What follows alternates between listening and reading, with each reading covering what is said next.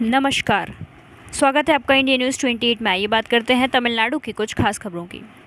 तमिलनाडु के मुख्यमंत्री द्रविड़ मुनेत्र कड़गम के अध्यक्ष के स्टालिन के 72वां जन्मदिन के अवसर पर तिरुचि दक्षिण जिला डीएमके तथा नगर निगम के बड़े नेताओं की ओर से एक भव्य समारोह का आयोजन किया गया। इस समारोह की अध्यक्षता तिरुचि नगर निगम की उप महापौर दिव्या और मंडल अध्यक्ष जय निर्मला ने की।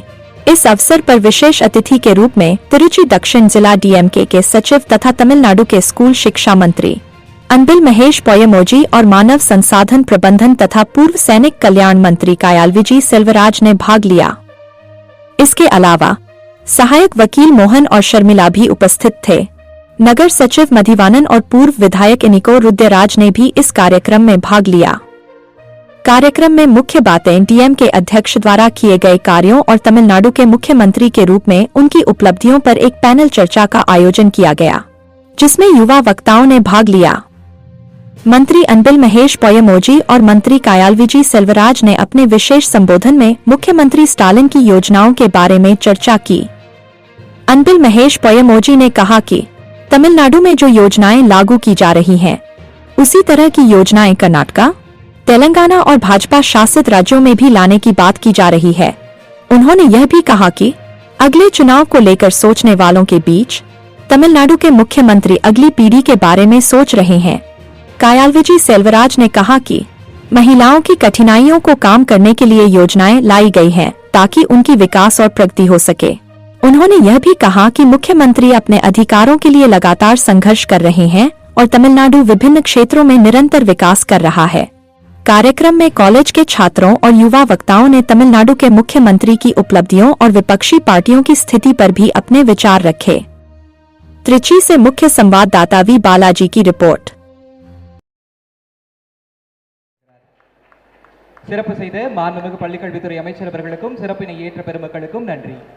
உண்மை என்றால் என்ன, அதுக்கெல்லாம் எதிர்ப்பான கருத்தை சொல்லிக்கிட்டே இருக்கிறாங்க பார்த்தீங்களா.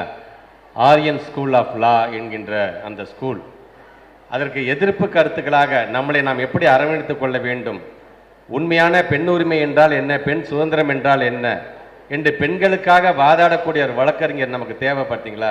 அப்படிப்பட்ட ஒரு வழக்கறிஞராக திராவிடியன் ஸ்கூல் ஆஃப் லாவிலிருந்து வருகை தந்திருக்கின்ற என்னுடைய அருமை அக்கா வழக்கறிஞர் அருள்மொழி அவர்களே, குறிப்பாக ஒவ்வொருத்தருக்கும் ஒரு 2 முகங்கள் இருக்கும்.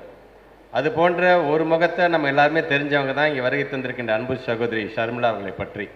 ஆனால் மற்றொரு முகம் என்று ஒன்று உண்டு.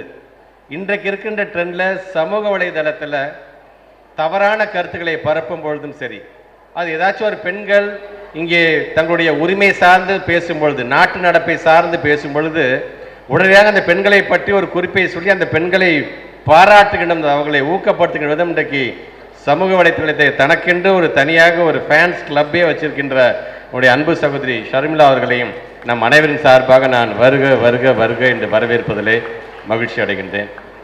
உண்மைதான், இன்றைக்கு ஸ்டூடெண்ட்ஸ் இவ்வளோ பேர் வந்திருக்கிறீங்க.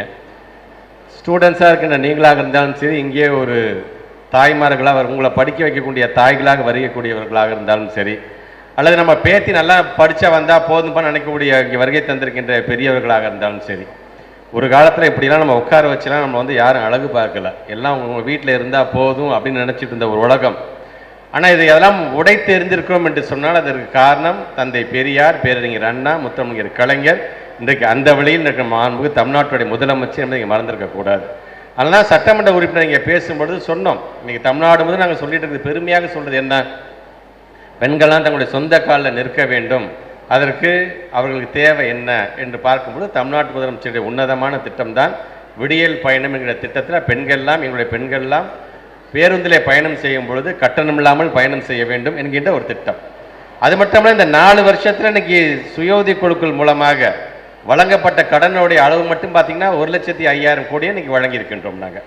சரி, இது மட்டும்தானா? பெண்கள் மகளிர் உரிமை தொகைன்ற வகையில் இன்னைக்கு மாதம் 1000 ரூபாய் வழங்குகின்ற ஒரு திட்டம்.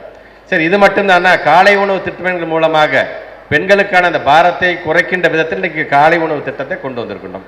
இப்படி பெண்கள் சார்ந்த பல திட்டத்தை இன்னைக்கு தமிழ்நாடு முதலமைச்சர் கொண்டு வரும் பொழுது இதனுடைய பயனாளிகள் யார் என்று சொன்னால் தமிழ்நாட்டை சார்ந்திருக்கின்ற பெண்கள் மட்டுமல்ல, இதை பார்த்து கர்நாடகா மாநிலத்தில் ஒரு திட்டத்தை கொண்டு வராங்க. இதை பார்த்து அதே மாதிரி தெலுங்கானாத்தில் ஒரு திட்டத்தை கொண்டு வராங்க. ஏன் பிஜேபி ஆளக்கூடிய மற்ற மாநிலத்திலும் இது போன்ற திட்டங்களை கொண்டு வருகிறார்கள் என்று சொன்னால், ஒட்டுமொத்தமாக இந்தியாவில் இருக்கின்ற பெண்கள்லாம் பயன்பெறுவதற்கு ஒரு திட்டத்தை முன்கூட்டியே யோசித்து அதை செயல்படுத்துகின்ற ஒரே முதலமைச்சராக இருக்கிறது யார் என்று சொன்னால் நம்முடைய தமிழ்நாட்டிய முதலமைச்சர் என்ற பெருமை இன்னைக்கு நாம் பெற்றிருக்கின்றோம்.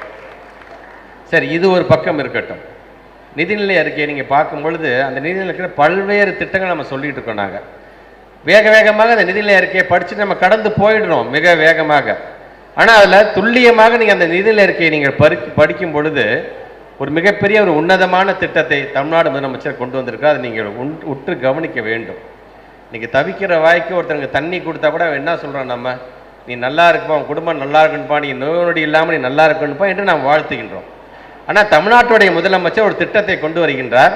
அந்த திட்டத்துடைய பயனாளி கருப்பா சிவப்பா ஆம்பளையா பொம்பளையா வயதானவங்களா இந்த மாநிலத்தை சார்ந்தவனா வெளிநாட்டை சார்ந்தவனா வெளி மாநிலத்தை சார்ந்தவனா அவருக்கே தெரியாது. அப்படி யார் இந்த திட்டத்துக்கெல்லாம் பயனாளி என்று யாருக்கும் அவருக்கு தெரியாத ஒரு முதலமைச்சர் இருக்கும் பொழுது அந்த திட்டத்தினுடைய பயனாளிகள் எண்ணிக்கை மட்டும் எவ்வளவு தெரியுமா? 3,43,156 பேர் பயன்பெற்று